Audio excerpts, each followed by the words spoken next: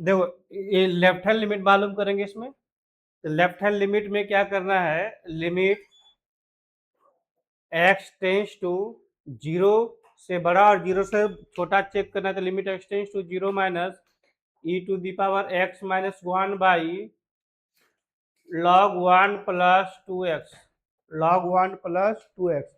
अब यहाँ पर ध्यान दोगे e to the power x, देखो हम लोगों ने फार्मूला पढ़ा था, limit x tends to zero e to the power x minus one by x equal to one, e to the power x, e to the power x minus one by x equal to one होता है। फिर limit x tends to zero log one plus x by x की value भी one होता है।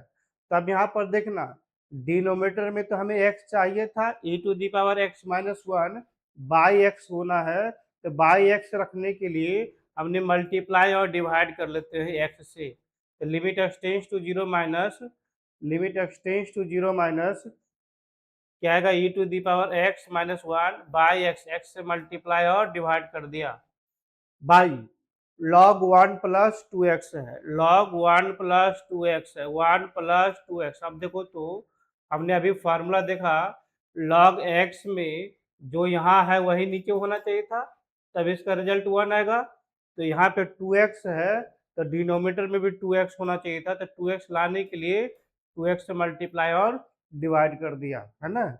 अब इसका result one put कर देंगे, इसका रिजल्ट वन और इसका भी रिजल्ट वन पुट कर देंगे, दोनों का रिजल्ट वन वन पुट कर दिया, एक्स और एक्स कैंसिल हो गया, तो बचा कितना, ऊपर कुछ नहीं, तो वन बाई टू बच रहा है इसका आंसर।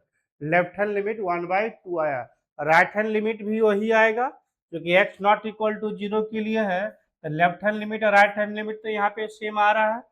तो हमें यहाँ पर चेक करना है एंड एफ जीरो, जीरो के लिए वैल्यू आ रहा है सेवन।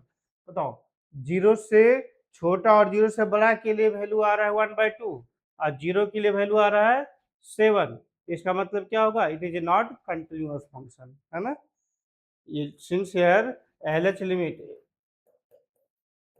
लिमिट इक्वल आ रहा है आर एच लिमिट, दोनों की वैल्यू सेम आएगा, लेकिन एफ जीरो की वैल्यू सेम नहीं आ रहा है।